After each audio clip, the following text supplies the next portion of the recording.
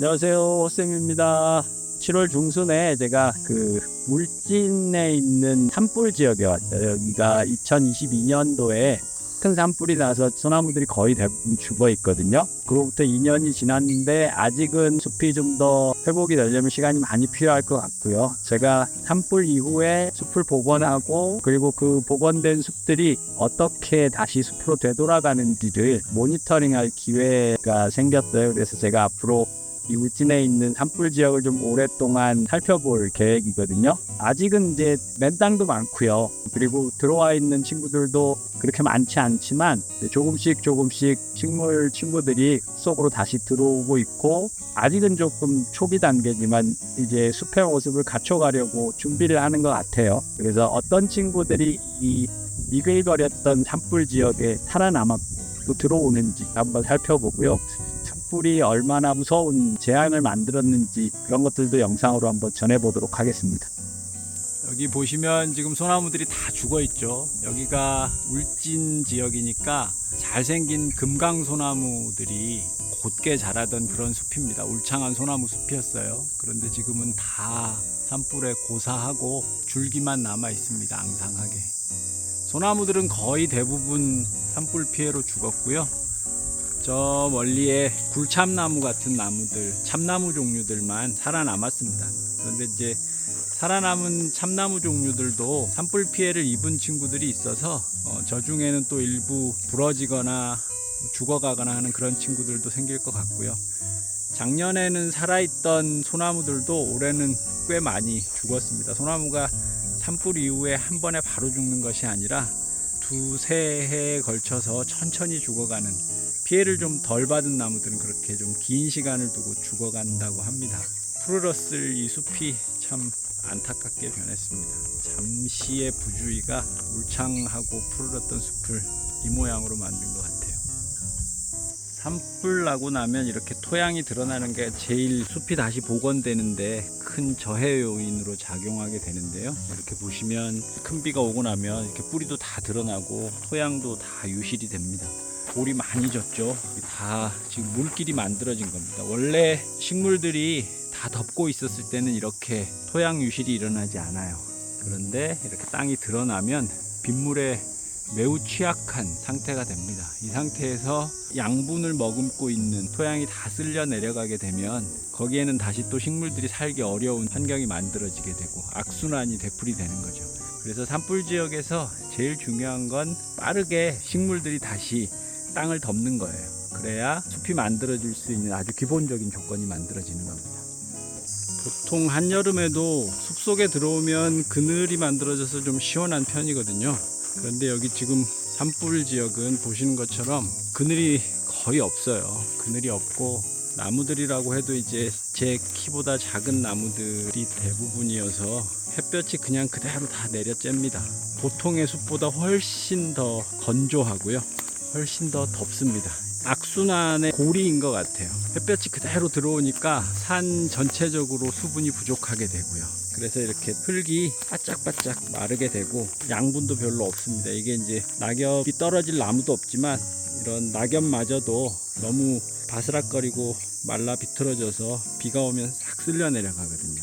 그러면 계속 수분은 고갈되고 양분도 고갈되고 나무들이 살아갈 수 있는 상태가 점점 안 좋아지는 거죠. 산불 후에 복원할 때 이런 점들을 어떻게 하면 완화시킬 수 있을 것인가, 이런 부분들에 초점을 맞춰서 복원 계획을 수립하고 복원을 실시하게 되는 겁니다. 능선부의 토양 손실이 아주 심각하게 일어날 우려가 있는 곳에는 이렇게 야자 메쉬 같은 것들을 덮어서 물리적으로 토양이 손실되는 것을 막아주기도 합니다. 능선 부위가 가장 취약하거든요. 사람들이 다니기도 하고 그리고 가장 빠르게 수분이 마르는 곳이기도 해서 매우 건조하고 매우 척박한 곳이 바로 이 능선 부위라 회복도 제일 더딘 곳이 능선입니다. 지금 이곳에서는 물리적 손실을 막기 위해서 이렇게 야자 메쉬를 능선 부위에 덮어놨습니다. 능선에 있는 소나무들은 저렇게 다 산불의 피해로 그 열기로 인해서 생을 마감했는데요. 이렇게 내려오시면 이쪽에는 아직 푸른 잎을 달고 있는 친구들이 있죠. 이 친구들은 산불에 유독 강한 모습을 보이는 굴참나무들입니다. 굴참나무들은 두꺼운 코르크를 발달시키잖아요. 그래서 산불이 아주 강하게 지나가지 않고 좀 가볍게 지나가면 이 굴참나무들은 코르크가 두꺼운 외피 역할을 해서 안쪽이 좀 피해를 덜 받습니다. 그래서 소나무들에 비해서 이렇게 산불을 이겨내는 능력들이 좀 더 강하고요. 그리고 이제 또 하나는 소나무는 상록수잖아요. 상록수다 보니까 보통 우리나라 산불 많이 나는 시기가 3월이나 4월 요 시기인데 그 시기에도 잎을 다 달고 있어요. 그래서 산불이 나무 전체로 옮겨 붙을 가능성이 높은 것에 반해서 굴참나무를 포함하는 이 참나무들은 낙엽 화렵수잖아요. 그래서 3월, 4월에는 아직 새잎이 나기 전이고 잎을 떨구고 있어서 나무 전체가 불에 휩싸일 가능성이 좀 낮아요. 그러다 보니까 아무래도 소나무들보다 훨씬 더 산불에는 강한 면을 보여줍니다. 그 중에서도 특히나 이렇게 코르크가 좀 두껍게 발달하는 굴참나무나 상수리 같은 나무들이 산불에 강한 나무라고 보실 수 있습니다. 소나무들도 이렇게 어린 싹이 올라오고 있어요. 이거는 작년에 발아한 친구들입니다. 이렇게 보시면 조금 짙은 색을 띠는 요 줄기, 여기는 이제 작년 줄기고 여기 좀 밝은 연두색, 여기 이제 올해 새로 난 줄기거든요. 그래서 여기 작년에 요만큼 자라고 올해 이제 이만큼 또 자란 겁니다. 재작년에 산불이 났으니까 그 이듬해에 발아를 해서 2년째 자라고 있는 친구들이에요.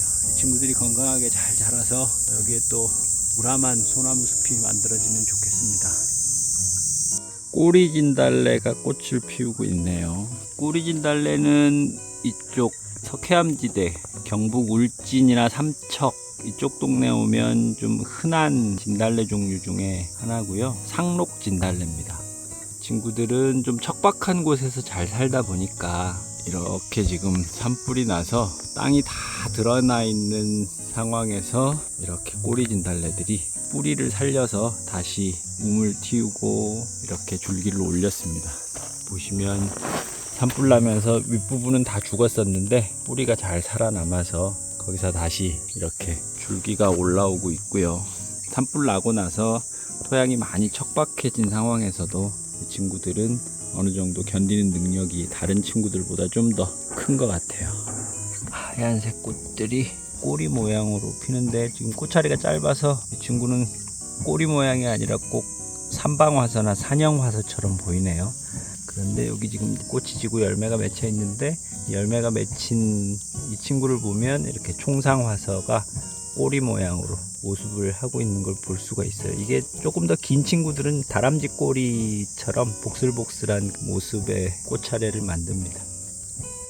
2022년 산불 당시에 화마가 얼마나 뜨겁게 지나갔는지 이 소나무 줄기가 탄 모습하고 그 옆에 있는 돌들이 탄 모습을 보면 실감을 할 수 있을 것 같아요. 얼마나 뜨거웠으면 소나무 줄기는 완전히 숯덩이가 됐고요. 돌도 이렇게 시커멓게 탔습니다. 그런데 경이로운 건 그 뜨거운 화마 속에서도 이 꼬리진달래의 뿌리 부분이 살아 있었고 그래서 이렇게 마치 아무것도 살아날 수 없었을 것 같은 그 뜨거운 불구덩이 속에서도 이렇게 생명체가 다시 세상 밖으로 가지를 내밀었습니다. 죽은 소나무 아래로 쌀이 종류들이 빽빽하게 자라고 있습니다. 어떤 쌀인지 한번 살펴볼까요? 꽃자루가 없이 줄기에 바로 꽃이 붙어나는 모습으로 봐서 참쌀이가 맞겠죠. 좀 더 정확히 보려면 꽃받침의 열편을 한번 보시면 됩니다. 꽃받침의 열편이 뾰족하게 생겼죠. 쌀이는 저 꽃받침 열편이 조금 둔하게 생겼습니다. 그래서 쌀이하고 참쌀이를 정확하게 구분하실 때는 꽃받침통을 보시면 정확하게 구분 지을 수 있습니다. 지금 보고 계시는 이쪽 사면은 북사면이에요. 북사면 지역들은 아무래도 직사광선이 덜 내리쬐기 때문에 이런 쌀이 종류들이 더 빠르게 흙을 덮습니다. 쌀이들이 저렇게 흙을 덮게 되면 토양이 마르는 것도 와가지고요. 그리고 쌀이는 콩과식물이기 때문에 뿌리옥 박테리아와 공생체를 만들어서 땅을 비옥하게 만드는 탁월한 능력을 가지고 있습니다. 그래서 이렇게 쌀이들이 빽빽하게 자라는 저 땅들은 양분이 빠르게 회복돼서 훨씬 더 빠른 회복 속도를 보일 겁니다. 이쪽은 남사면이에요. 남사면은 쌀이가 들어오고는 있어요. 들어오고는 있는데 북사면에 비해서 아무래도 직사광선이 내려쬐고 토양이 워낙 메마르고 척박하기 때문에 쌀이들도 빽빽하게 자라지는 못합니다. 하지만 이렇게 작년에 비해서는 쌀이들이 훨씬 많이 들어왔고요. 점점 더 세력을 넓혀 갈 겁니다. 그러면 이쪽 남쪽 사면들도 토양이 점점 건강해지겠죠. 쌀이가 불난 다음에는 제일 고마운 친구들 중에 하나입니다. 숲이 다시 원래의 숲으로 되돌아가는데 양분 제공 역할과 수분이 날아가는 것들 그리고 토양이 유실되는 것들을 막아주는 종합적인 영양제라고 보시면 될 것 같아요. 매우 고마운 친구들입니다. 도라지도 꽃이 살아남아서 이렇게 예쁜 꽃을 피웠네요. 예전에 제가 도라지 한번 다뤄드리면서 도라지는 자웅이숙이라고 해서 암술과 수술이 성숙하는 시기를 달리해서 자가수분을 피하는 전략을 쓴다고 말씀드린 적이 있었는데요. 이 친구 보시면 지금 안쪽에 벌어진 부분이 이제 수술이고요. 이 안쪽에 아직 벌어지지 않은 파란색 곤봉같이 생긴 이 친구가 이제 암술입니다. 수술은 지금 성숙한 단계고요. 암술은 아직 성숙하지 않은 단계예요. 그래서 여기 지금 수꽃가루가 잔뜩 묻어있죠. 암술대에. 하지만 아직 암술이 성숙하지 않았기 때문에 자가수분은 일어나지 않습니다. 나중에 이제 이 수술이 다 시들고 나면 며칠 있다가 암술이 활짝 벌어질 거예요. 그러면 다른 도라지에서 꽃가루들을 가지고 온 벌들에 의해서 수분이 되는 거죠. 지금 산불 지역에 이 도라지들이 제법 많이 눈에 띕니다. 아무래도 뿌리를 깊이 내리는 친구들이라 산불에서도 견뎌낸 것 같아요. 꼬리풀 종류 중에 구화 꼬리풀이라고 하는 친구도 들어와 있습니다. 우리가 보통 숲에서 보는 꼬리풀들, 긴산 꼬리풀, 산 꼬리풀 이런 친구들 보는데 키가 크죠. 그런데 이 친구는 한 30cm에서 커봐야 한 50cm 정도로 좀 자그마한 친구예요. 꽃을 보시면 꼬리풀 종류라고 하는 걸 금방 아실 수 있죠. 친구는 우리가 일반적으로 보는 그런 꼬리풀 종류들에 비해서 잎이 깊게 갈라져요. 결각이 좀 또렷하죠. 그래서 붙은 이름이 구화 꼬리풀입니다. 구화라고 하는 말은 국화라고 하는 말이 변형된 거예요. 그래서 국화잎처럼 이렇게 톱니가 깊게 갈라진다라고 하는 의미에서 구화 꼬리풀이라고 하는 이름을 얻게 됐어요. 망초가 무리를 지어서 자라고 있습니다. 보통 망초는 햇볕이 잘 드는 곳에, 양지 바른 곳에 사는 친구들이라 숲속에서는 좀 보기 어려운데 산불이 나고 이제 위쪽에 있는 나무들이 다 타버리는 바람에 빛이 숲 바닥까지 잘 들어오니까 이 친구들도 원래는 살지 않는 곳인데 이렇게 숲속 깊은 곳까지 들어왔네요. 나중에 숲이 우거지고 그늘이 만들어지면 이 친구들은 자연스럽게 다시 원래 자기들이 있던 자리로 돌아갈 겁니다. 지금은 빛이 좋아서 살기 좋으니까 이제 숲속까지 들어온 거죠. 망초하고 개망초를 의외로 헷갈려 하시는 분들이 있어요. 아마 굉장히 비슷한 꽃을 피울 거다라고 생각하시는 경향이 있는데 이름도 비슷하고 하니까 망초는 이게 꽃을 다 피운 겁니다. 여기 자세히 들여다보시면 요게 꽃이에요. 꽃이 이게 다 핀 거여서 개망초하고는 완전히 다른 모습이죠. 개망초는 그래도 꽃이라고 인지할 만한 그런 모습을 보이는데 이 망초는 이게 꽃이 핀 건지 아닌 건지 자세히 들여다보지 않으면 모를 정도예요. 그래서 요게 망초는 다 핀 모습이어서 이 시간 이후로는 망초하고 개망초 헷갈리셨던 분들은 안 헷갈리셨으면 좋겠습니다. 망초와 더불어 개망초도 숲속으로 들어왔습니다. 개망초는 이렇게 보시면 아이들이 계란 후라이 꽃이라고 하죠. 가운데 노란색 노른자가 있고 바깥에 흰자가 있어서 꼭 계란 후라이 해놓은 것 같은 그런 모습이어서 아이들이 계란 후라이 꽃이라고 많이 부르는 친구입니다. 그 옆에 망초들이 쭉 있어서 망초하고 개망초하고 한번 보시면 아까 망초는 꽃이 얼마나 자그마한지 한번 보셨고요. 잎 모양을 보시면 망초는 줄기에 이렇게 촘촘하게 잎이 달리는 반면에 개망초는 이렇게 같이 옆에 놓고 보시면 듬성듬성하게 엉성하게 달리는 걸 볼 수가 있고요. 그리고 아래쪽으로 내려가면 이렇게 넓은 잎들이 있어서 망초하고는 구분이 됩니다. 망초는 아래쪽 잎들도 이렇게 좁고 길어요. 저런 넓은 잎이 없어서 잎만 봐도 많이 보시면 개망초하고 망초를 쉽게 구분하실 수 있습니다. 삽주라고 하는 친구도 보이네요. 이 친구는 국화과 식물이에요. 잎이 굉장히 도톰하고 뻣뻣해서 생긴 것도 그렇고 만졌을 때 느낌도 그렇고 국화과 느낌은 별로 안 나는데 나중에 이제 꽃이 피면 국화과스러운 꽃을 피웁니다. 이 친구는 아직 꽃 피우기 전이고요. 지금 이제 포엽도 이렇게 깃털 모양이어서 포엽도 좀 독특하게 생겼어요. 나중에 여기서 이제 하얀색 꽃을 피우는데요. 삽주도 뿌리를 약재로 쓰는 친구다 보니까 뿌리가 깊게 땅 속에 박혀 있는 친구여서 산불에도 잘 견뎌내고 이렇게 꿋꿋이 싹을 틔웠습니다. 삽주가 꽤 많이 보여요. 아무래도 다른 친구들에 비해서 산불을 잘 이겨낸 친구들 중에 하나인 것 같습니다. 원직과의 애기풀이라고 하는 친구도 나타났네요. 친구도 꽃이 피면 참 이쁜데 지금은 꽃이 지고 이제 열매만 남아 있네요. 보라색으로 앙증맞은 꽃이 매우 예쁘게 핍니다. 원직과에 속하는 식물들도 이렇게 건조하고 척박한 곳에 잘 적응한 친구들이에요. 여기 쭉 둘러보다 보니까 이 애기풀이 심심치 않게 보이더라고요. 친구들도 평소에는 이제 숲이 우거진 곳이나 이런 곳에서는 잘 못 살다가 이렇게 햇볕도 잘 드러나고 아직은 다른 친구들이 이 척박한 곳에서 살기 어려워서 잘 안 들어온 이 시기에 이 친구들은 잘 살아가고 있습니다.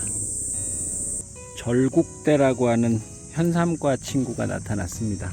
노란색 꽃을 피우는 친구고요. 비슷한 이름을 가진 친구 중에 국화과의 절구대가 있어서 이름이 많이 혼동되는 그런 친구인데 이 친구는 잎이나 이런 것들을 보면 국화과 비슷하게 생겼어요. 구절초나 이런 친구들하고 비슷하게 생겼죠. 쑥하고도 비슷하게 생겼고 그래서 꽃이 피기 전에는 국화과가 아닌가 생각하기도 하는데 이렇게 꽃을 보면 국화과하고는 전혀 다른 꽃을 피우죠. 현삼과에 속하는 친구고요. 여기처럼 이렇게 메마른 곳에서 잘 자라요. 보통 숲속에는 잘 안 들어오고 임도변이나 숲길 주변에 풀밭에서 주로 보는 친구인데 지금 여기는 많이 건조하니까 숲속까지 깊이 들어왔네요. 절국대가 이렇게 꽃이 없으면 매우 국화과스럽게 생겼습니다. 이 잎이나 이런 것들 보면 쑥처럼 생겼죠. 쑥 종류들하고 너무 비슷하게 생겨서 잘 모르시는 분들은 대부분 국화과라고 생각하기 딱 좋은 그런 친구입니다. 여기 지금 땅 위에 조그맣고 귀여운 버섯들이 올라와 있어요. 무슨 버섯인지는 잘 모르겠습니다. 엄지손톱만한 버섯인데 참 귀엽게 생겼네요. 버섯이 이렇게 올라온다라고 하는 건 희망적인 얘기입니다. 버섯이 식물한테 중요한 역할을 하거든요. 우리가 버섯이라고 부르는 이 모습은 버섯이 이제 생식을 하기 위한 자실체라고 하는 부위를 만든 거고요. 우리는 이제 그 자실체를 보고 버섯이라고 부르는 거죠.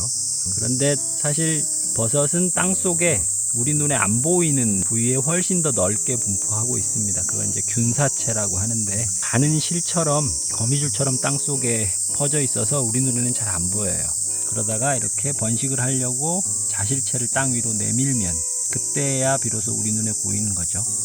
이 버섯이 식물들 뿌리를 잘 감싸서 식물들한테 양분을 공급해 주기도 하고요. 식물들이 식물들끼리 소통하는 데 있어서도 이 버섯들이 중간에 매개 역할을 하거든요.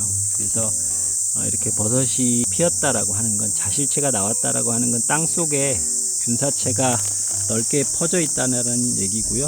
이 얘기는 식물들한테도 버섯들이 도움을 줄 수 있을 상황이라고 하는 겁니다. 그러니까 버섯이 살아있다라고 하는 거고요. 이 숲이 다시 숲으로 되돌아가는 데는 아주 긍정적인 사인입니다. 울진에 2022년 산불이 난 지역에 왔어요.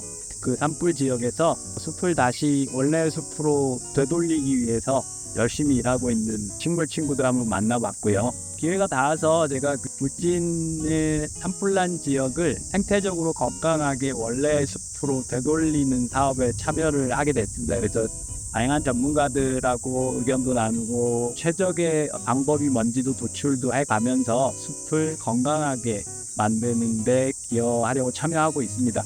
그래서 이제 자주 오게 될 거고요. 종종 이 숲이 어떻게 다시 건강한 숲으로 변해가는지 소식 전하도록 하겠습니다. 오늘도 시청해 주셔서 감사하고요. 산불 조심하시고요.